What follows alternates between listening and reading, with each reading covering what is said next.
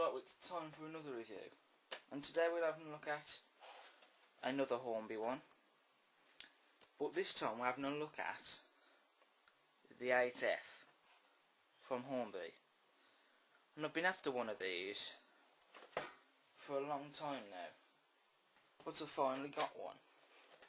Haha. Don't know why it's taken me this long to get one, but it was basically because that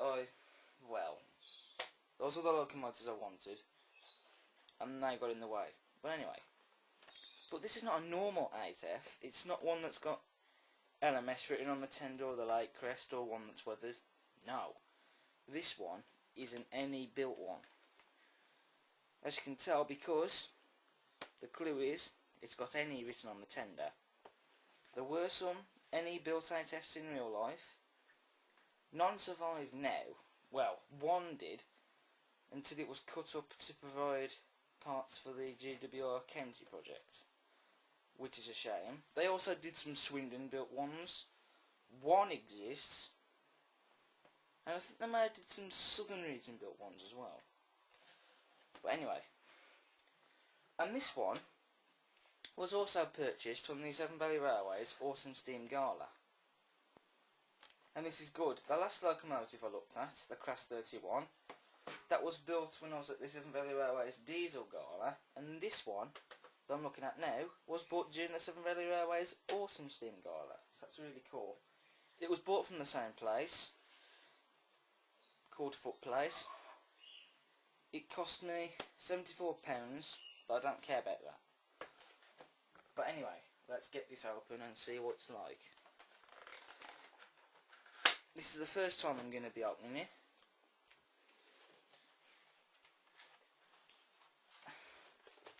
So let's just take this polystyrene tray off. I'll just put the standard box down there. Then here's the card insert of the model itself.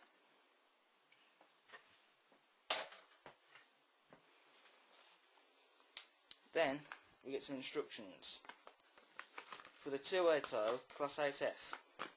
Well, actually in this case it's an 06 loco, which what it did say, if we just bring the information back on the card, you can see it says Class 06 locomotive, but it's basically an 8F. But back to the instructions. And it's the usual stuff. Nobody's unfamiliar with it, unless you're new to this hobby, of course. Right, and there she is. Wow. So, I'll tell you what, for a change we'll start with the tender.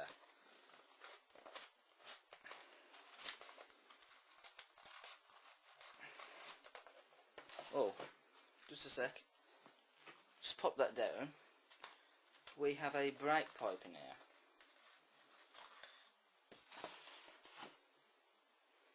As you can see. So that might have fallen off, or it just came separately, I don't know. We'll just put that up there and we'll fix it back on later. Right, so now we just take the tissue paper off, and there's the tender. I'll just chuck this stuff in the bin, because it's useless. Just as a train on then. Right, so let's pick the tender back up, and let's have a look at it. Wow. Well, for a tender it's very nice. There's sprung buffers on the back, and them couplings. There's riveting on the back of the tender as well. And here we have the water tank, and we have this detailing here, which is nice. The NE letter in there is very accurate, and I do like the embossed on them as well. It's very accurate as well. We've also got the springs on the bottom of the tender there, and the steps. We also have the connection for where that connects to the locomotive. There's metal handrails going down the side on both ends of the tender. Do be careful with them. There's also this detail on the back there. We've got the chute there, which is empty, but you could, I suppose, put some real stuff in there if you wanted to. You have to be very small though. And we also have these handles in there as well, which is nice. And also, look at this. The coal is removable. See? So you can take that out and look like it's empty and put it in a shed, or you can put real stuff in there.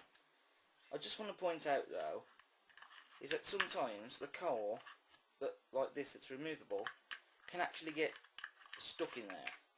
And you will need something to price it out with, like something small like a cocktail stick or a needle, or scissors, and just gently lift it up under there. In fact, actually that's probably a problem with it, to be honest, but there you go. Also, there's good weight in the tender. It's not too heavy, but there's enough weight in there. And as you can see, there's the brake rods under there that have been added. And that's very nice. But anyway, there's the tender. Now we'll get the locomotive out. Right, so first of all, we've got to take that out. In fact, actually, we'll take that out as well. It will make things much easier.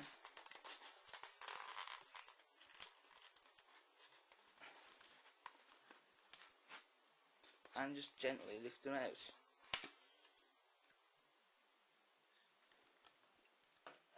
Of course, firstly, we get some accessories, okay.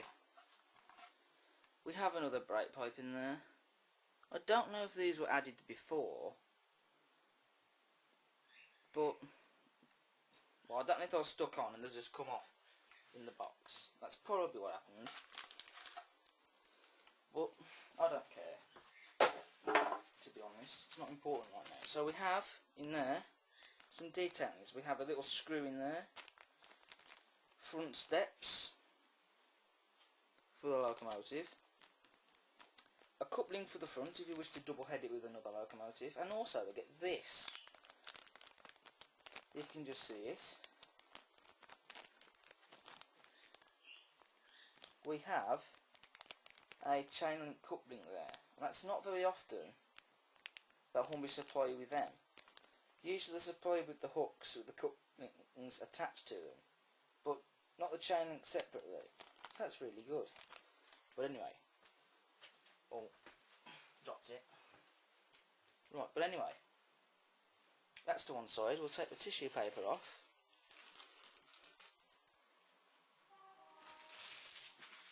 Another train on. You see, now that we live by Bescot, we very regularly get train horns.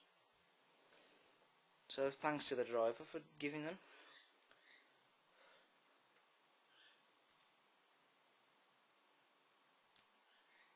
Right, well, that doesn't exactly want to come out. So we'll just take the one out the cab.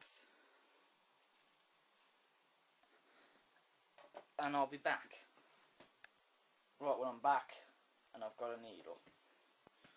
And what I'm going to do is I'm going to have to push that into there and pull it out. That's if it will work. You see, one of the things why I don't get with Hornby, why do they have to do this? Because it's a bit pointless. Because the Black Fives, they didn't have them stuck under here, nor anything else. So why do these locomotives have to have it done? There, it's off. That was hard to do. The castle from Hornby that you saw in the review also had this under there. I don't know why they do that. But the packaging now is becoming old fashioned and it's starting to be replaced slowly with the plastic shells. But anyway, look at that.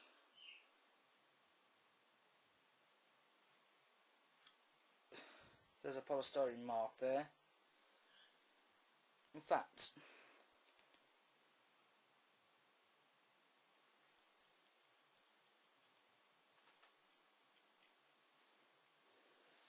if I just be back again. Right, well, I apologise, that's been the second time I've logged off. The first time was to get the polystyrene out of there, and also to try and get rid of most of the polystyrene mark off there, which couldn't come off by a brush. I had to use a small piece of tissue and a light bit of water. I'll get rid of that mark later, which can easily just be scraped off. But anyway, onto the model. Wow, look at this. For starters, spun buffers on the front, obviously because the ones on the tender wear. There's the number 7675. That's where the brake pipe goes, which I'll glue in later. There's lamp irons on the model. A nice fine handrail at the top there, and the smoke box detailing is very good, as you can see. And there's even riveting around the smoke box there on the bottom. Look at that. The neck holders there are nicely detailed, which is what they are called. There's also a plate there that says LNER, obviously because this was an LNER built 8F. The cylinders are nicely detailed, and you get these little sanding gear on the bottom of the loco. That is fragile, so do be careful. The steps on the back there are present, and a proper connector for the tender. And there's some more detailing down there. There's handrails down the side of the loco on the cab. There's riveting on the top. We have a vent that doesn't open. It seems to be stuck open. It doesn't matter, but you know, it would have been nice if it did open. There's even some glazing in the cab there. There's riveting on the cab too. And there's these cab doors to stop the crew falling off the footplate at speed. There's the horizontal whistle and the safety valves on the top there. Fine handrails going down the side. The livery is spot on. Obviously that's important when it comes to models like this, because if the livery is not right, then well, it's not going to be as good, is it? But that's the last time I'll mention that. There's the funnel at the top there, which is nice, and the domes. And there's some more detailing down here. The side rods and the valve gear is done accurately. It's connected professionally as well, just look at that. I can't wait to see it all thrusting back and forth like it does in real life. We'll just swing the model around. And you can see we've got some more detailing on the side there. The reversing lever and this detailing here as well. And there's another plate that says LNER. There's some numbers on there, but I can't say what it is. And there's the bogie at the front, which seems to happily swing left to right, but that's good. And also look at this. Ta-da! The cab detailing is painted. Just look at that. It's not very often you come across a model from Hornby that has that. It's all painted as well. I have noticed though that there's a hole where the smoke box is, and since the earlier 8Fs from Hornby had a glowing light, maybe that's there in case you want to put it in yourself. So that's interesting. And also we've got this here, and that's basically where the crew stand on. And also we've got some more detail in here that stick out the windows. And there's the number on the sides there. I like how it's done, and the embossed on them, which is good. And that's about it, to be honest. I've explained it in detail enough. There's nothing much else to say. But it's a lovely model. Apart from the packaging, which I don't like. And apart from the fact that the coal, which can get stuck in, I don't want that to happen. It happened with my Black 5 in the Thames 4th Express. But, wow, she's perfect. Even though she doesn't have an opening cab vent, it doesn't really matter. Besides, what more do we want? It's got cab detailing, sprung buffers and them couplings. But anyway, let's put her on the tracks and see how she runs. Right, here we are at the test track. I'll just grab the 8F. I have detailed to put the brake pipe on at the front, the steps and the chain coupling.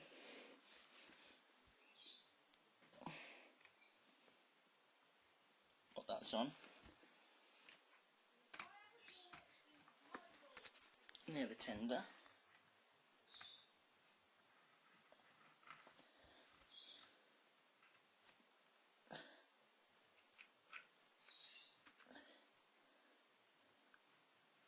It's on. Now we'll give her some juice. Oh yes, look at that.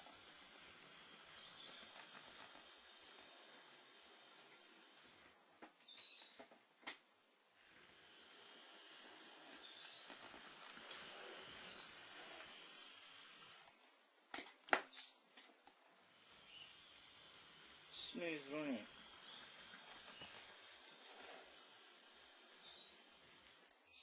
There's no grinding noises or stuttering from the model.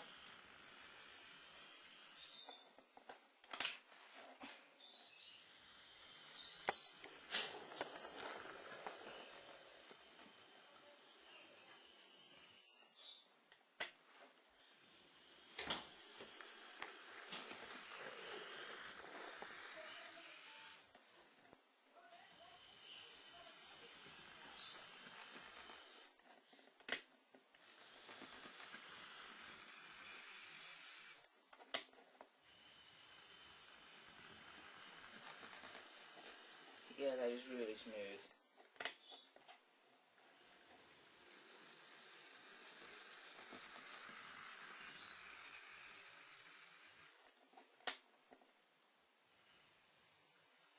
And it can go really smoothly as well and slowly.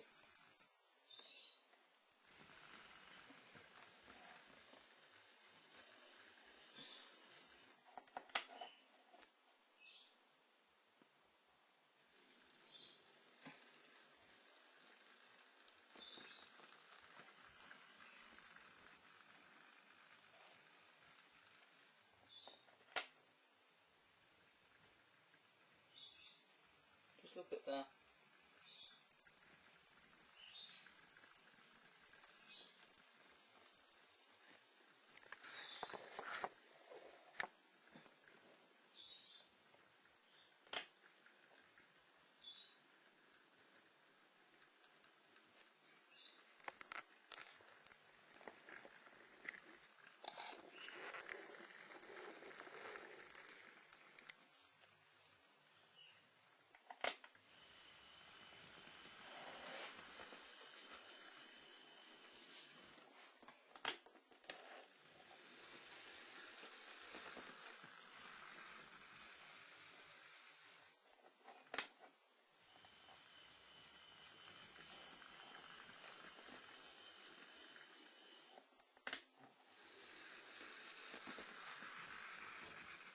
And considering this is the first time it's been ran,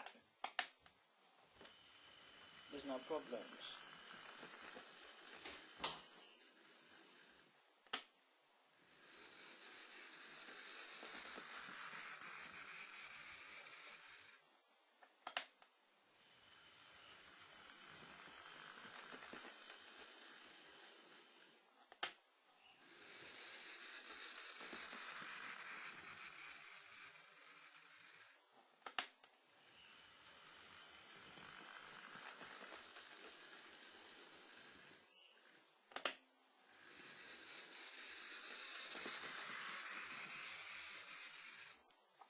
And considering the track's clean as well,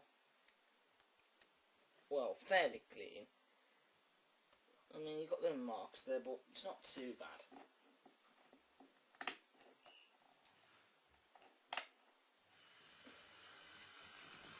I just can't wait to have the layout set up and have a long row of wagons tankers and whatever behind us. They should be pulling them along.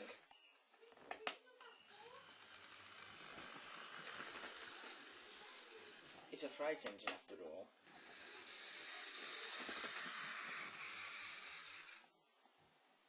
Anyway, that's all I have time for today. I hope you've enjoyed this review, and I'll see you again soon.